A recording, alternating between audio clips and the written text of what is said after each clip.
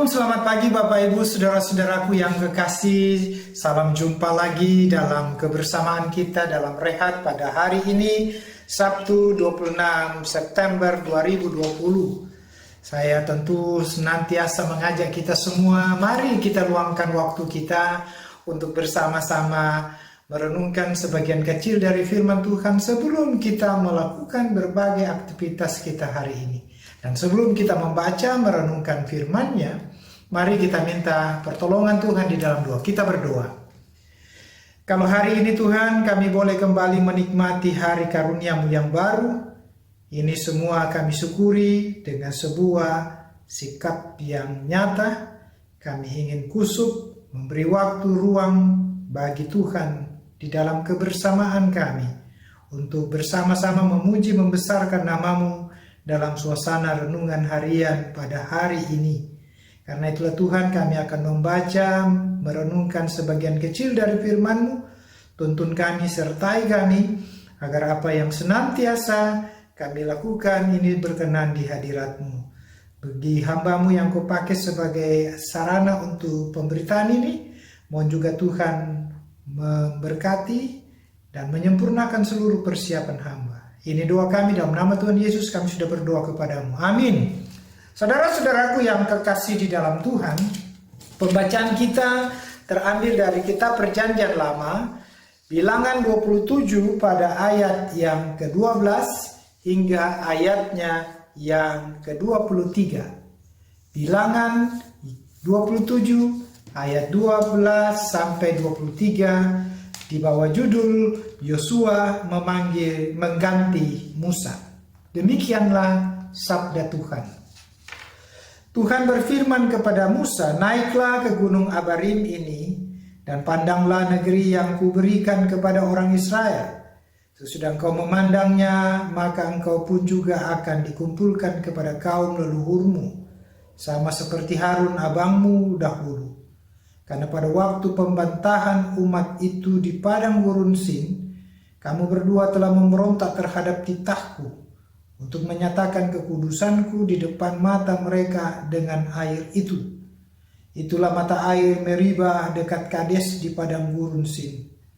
Lalu berkatalah Musa kepada Tuhan, "Biarlah Tuhan Allah dari roh segala makhluk mengangkat atas umat ini seorang yang mengepalai mereka waktu keluar dan masuk, dan membawa mereka keluar dan masuk, supaya umat Tuhan jangan hendaknya seperti domba-domba yang tidak mempunyai gembala."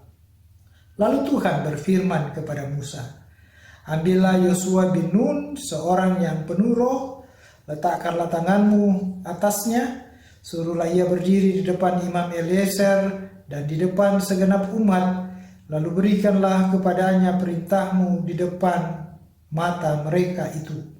Dan berilah dia sebagian dari kewibawaanmu, supaya segenap umat Israel mendengarkan dia. Ia harus berdiri di depan Imam Eliezer, supaya Eliezer menanyakan keputusan Urim bagi dia di hadapan Tuhan. Atas titahnya mereka akan keluar, dan atas titahnya mereka akan masuk, ia beserta semua orang Israel, segenap umat itu." Maka Musa melakukan seperti yang diperintahkan Tuhan kepadanya. Ia memanggil Yosua dan menyuruh dia berdiri di depan Imam Eliezer dan di depan segenap umat itu.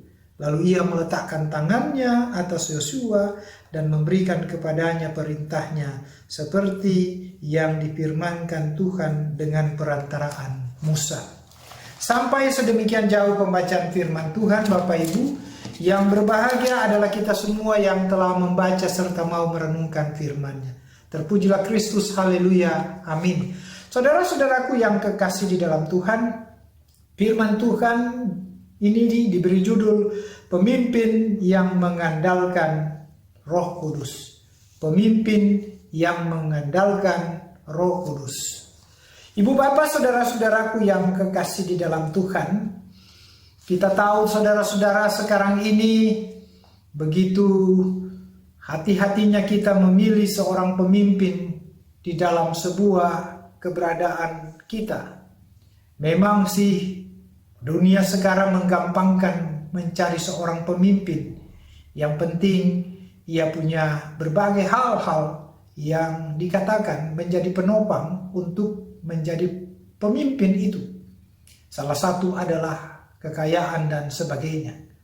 Dan juga memang dalam masyarakat Toraja dulu konsep kepemimpinan itu dilihat dalam bahasa Torajanya Sugipi, Baranipi, Manarang, dan Kinaan. Artinya dia kaya, berani, pintar, dan berhikmat. Itu ukuran manusia pada masa lampau, dan juga mungkin kita katakan itu juga masih menjadi ukuran bagi dunia sekarang. Tetapi untuk Tuhan, bagaimana pemimpin yang dikehendaki oleh Tuhan? Saudara-saudara, tentu beda dengan apa yang ditawarkan oleh dunia itu.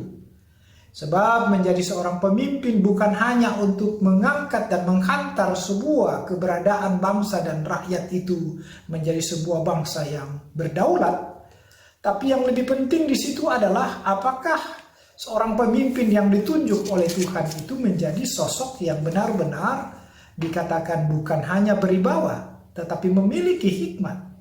Itu sebabnya saudara-saudara, menjadi pemimpin yang dibanggakan itu adalah sesuatu yang memang harus dimiliki dan harus dipunyai oleh seorang yang benar-benar ingin menjadi seorang yang memimpin itu. Katakanlah, pemimpin yang dibanggakan itu paling tidak ia harus tetap dihormati. Bukan hanya menjadi seorang yang sungguh-sungguh memimpin dengan kekuasaan, kebanggaan, dan segala sesuatu untuk dirinya, tetapi juga untuk kemuliaan Tuhan. Oleh karena itu saudara-saudaraku, bagian firman Tuhan ini berbicara tentang peralihan kepemimpinan dari Musa kepada Yosua. Ketika Musa sudah akan mengakhiri masa pelayanannya untuk mengantar bangsa itu masuk ke tanah perjanjian itu, Musa menyatakan kepada Tuhan pentingnya sosok yang akan menggantikan dia untuk mengantar umat itu keluar masuk. Dan Tuhan menunjuk seorang pengganti Musa, yaitu Yosua. Yosua ini memang masih muda saudara-saudara. Tetapi apa yang mau dikatakan oleh Tuhan dan juga Musa bahwa sosok muda ini adalah sosok yang benar-benar selama ini menjadi abdi Musa. Menjadi pelayan Musa yang benar-benar setia dalam banyak hal. Musa telah melihat ketaatan kesetiaannya, apalagi Tuhan. Karena itu, Yosua dipilih Tuhan bukan seperti kriteria manusia pada umumnya, tetapi dalam penunjukan Tuhan, dalam penilaian Tuhan, dalam kriteria Tuhan. Dan saudara pasti yakin kalau aturan Tuhan diikuti, maka pasti orang itu akan menjadi seorang pemimpin yang baik dan benar. Karena kenapa? Ayat 8 dikatakan orang yang ditunjuk oleh Tuhan ini penuh dengan roh. Itu sebabnya saudara-saudara, menjadi seorang pemimpin bukan sekedar untuk memimpin atau membawa bangsa itu di dalam sebuah keberadaan tanpa sebuah, katakanlah, goal yang dinamakan tujuan akhir dari sebuah kepemimpinannya. Seorang dapat memimpin dalam konteks sekarang ini, ya dikatakan sekarang asal bisa mengumpulkan pengikut yang banyak atau suara terbanyak, beres pasti bisa menjadi seorang pemimpin. Tapi pemimpin yang dimaksudkan sesuai dengan kehendak Tuhan adalah itu sangat sulit saudara-saudara. Sebab pemimpin yang sungguh-sungguh dikatakan menjadi bagian dari sebuah rancangan Tuhan itu bukan hanya memiliki mentalitas yang kuat, karakter yang kuat, tapi juga spiritualitas yang benar. Sebab banyak orang menjadi pemimpin, mau jadi pemimpin, pandai menurut dia, tetapi sedikit sekali yang bermental dan berkarakter, dan lebih lagi spiritualitasnya itu dapat dijadikan teladan. Pandai ngomong, pandai berbicara, tapi dalam perilakunya, tindakannya sangat tidak layak disebut sebagai seorang yang mampu diteladani. Karena itu, seorang pemimpin yang baik selalu dalam penilaian kata dan perbuatannya itu sejalan. Itu sebabnya Tuhan selalu menunjuk sosok kepemimpinan yang dikehendakinya itu berdasarkan apa yang dinamakan takut akan Tuhan.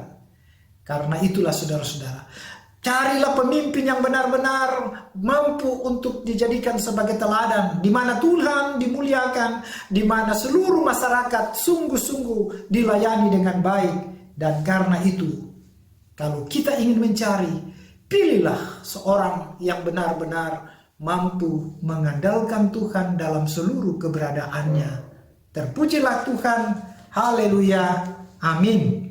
Saudara-saudara, mari kita angkat pujian dari Kidung Jemaat 341 ayat 1 dan 3.